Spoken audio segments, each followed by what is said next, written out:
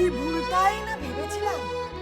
ওর বাবা নাকি কটন মিলের মালিক, তবে ওর বাবা নাকি ওই ইউএস পাঠাচ্ছে জামাইকে হানিমুন করাতে, আর একটা নাকি মস্ত বড় গাড়ি কিনে দিয়েছে। ছি ছি ছি ছি ছি ছি ছি। কানা মেয়ের নাম পদ্মলোচন।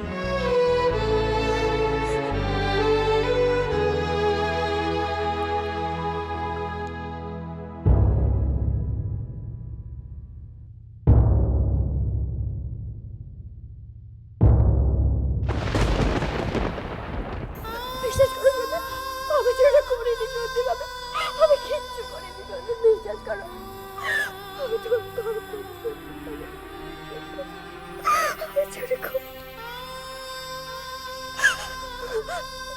আমি তোমাকে ভালোবাসতাম, কিন্তু তুমি এটা কি করলে? ছি। শুনতে তুমি আমাকে কি করে ভুল বুঝছো? তোমার সামনে তো টুকুর আমাকে গয়নাটা দেওয়ার বললো, ছোট আমাকে বাবা পাঠিয়েছে। তুমি তার সত্ত্বেও কি করে আমাকে ভুল বুঝছো? তুমি বলো। থাক, এসব কথা শুনতে না ঘেন্না লাগে। হ্যাঁ দেখেছিলাম, কিন্তু আসল ঘটনাটা কি সেটা তো আর জানতাম না। তবে তোমার সম্বন্ধে অনেক বড় বড় কথা বলেছিলাম এই বাড়িতে, মাথাটা নিচু করে দিই। আর যেই মেয়ে স্বামীর মাথা নিচু করে দেয় সে বাড়ির বউ হওয়ার উপযুক্ত নয়। পারলে কালকে তুমি চলে যাও।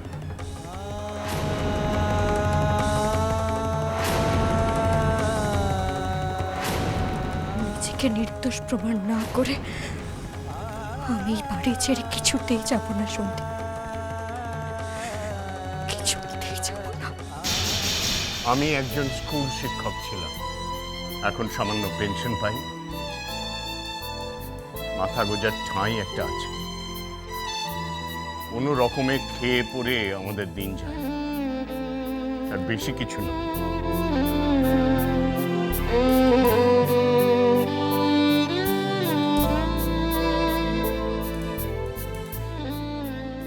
আর যেই মেয়ে স্বামীর মাথা নিচু করে দেয় সে বাড়ির বউ হওয়ার উপযুক্ত নয়।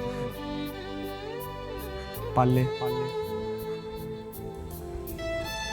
কালকে তুমি চলে যাও।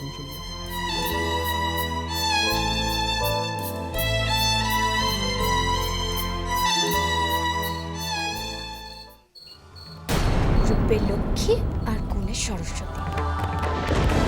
দিদি ভাই নাকি আমার চা হবে।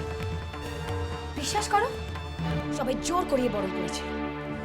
ও তো বলেছিল ও নাকি এই সংসারের চাবিকাঠিও নিজের কোমরে ঝোলা। এত সহজ। কি মনে মনে বিড়বিড় করে চলেছো বলো তো?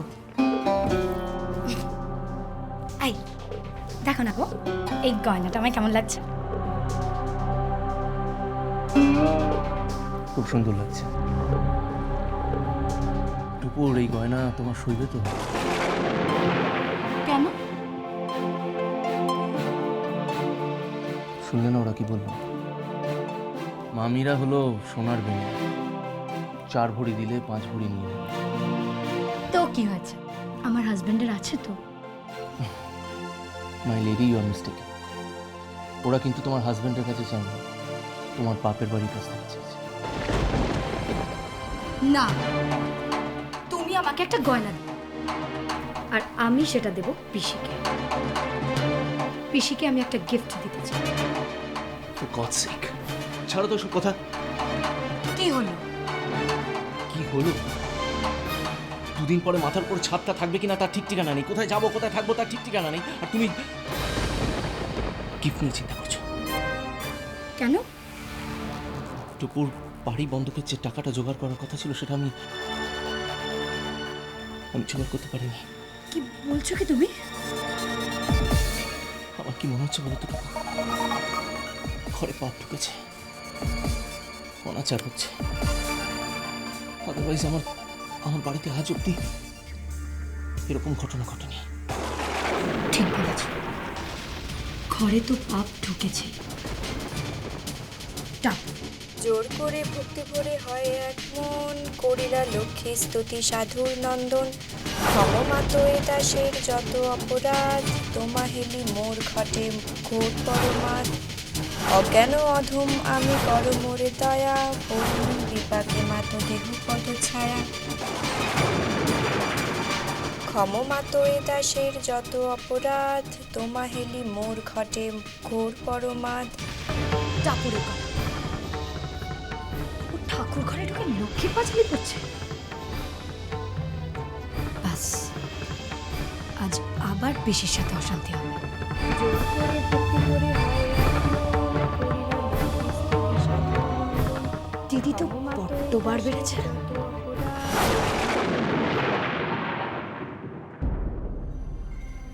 মা, কিছু বলবে? তুমি টাপুর উপর রাগ করো না মা, প্লিজ। শোনো মা, যা হওয়ার হয়ে গেছে, যতই হোক ও তো বাড়ির বউ। থাক থাক, বউয়ের হয়ে আর খবরদারি করতে হবে না, শুনতে ভালো লাগে না। আজকালকার ছেলেরা বড্ড বেশি বউয়ের আঁচল ধরে থাকে। শ্রেষ্ঠ হতে শ্রেষ্ঠতরা পরমা প্রকৃতি, কোপাদি বর্জিতা তুমি মূর্তিমতি সতী। সতী সাথী রমণীর তুমি মা উপমা। আজ তো বৃহস্পতিবার, সতী সাথী রমণীর তুমি মা উপমা। টাপুরের গলা না? অধম আমি কর মোরে দয়া, পরিণ বিপাকে মাত দেহ ওর এত বড় সাহস, শ্রেষ্ঠ হতে আমাকে না জানিয়ে ঠাকুর ঘরে ঢুকে পাঁচালি পড়ছে। সতী সাথী রমণীর তুমি মা উপমা। অজোর একদিন কি আমার একদিন। মা, মা শোনো, মা শোনো মা। আচ্ছা, কি দরকার ছিল টাপুরের মায়ের পারমিশন ছাড়া পাঁচালি পড়া? জোর করে ভক্তি ভরে হয় এক মন, করিলা লক্ষ্মী স্তুতি সাধুর নন্দন। ক্ষমা তোয়ে দাসের যত অপরাধ, তোমা হেলি মোর ঘটে ঘোর পরমাদ। অজ্ঞান অধম আমি কর মোরে দয়া, করুণ বিপাকে মাত দেহ পদ। কি ব্যাপার? আবার কি হলো? পরিণু বিপাকে মাত দেহ পদ ছায়া। শ্রেষ্ঠ হতে শ্রেষ্ঠতরা পরমা প্রকৃতি, কোপাদি বর্জিতা সতী সাথী রমণীর তুমি মা উপমা। বন্ধ করো সব, কি হয়েছে মা? বন্ধ করো পাঁচালি।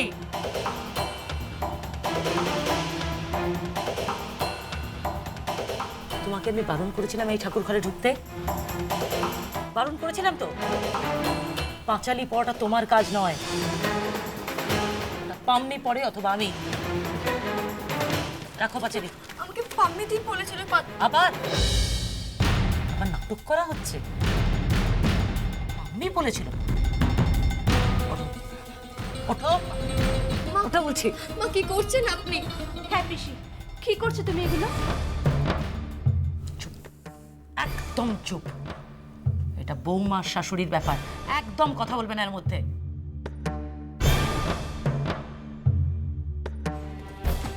সতী সাধ্বী রমণীর তুমি মা উপমা? হ্যাঁ। তুমি সতী সাধ্বী, তুমি তুমি লক্ষ্মীর পাঁচালি পড়ো কোন আক্কেলে? তোমার মতো অলক্ষ্মী আমি সারা পৃথিবীতে একটাও দেখিনি। জবের থেকে এই সংসারে এসেছো অভিশাপ এসে জুটেছে।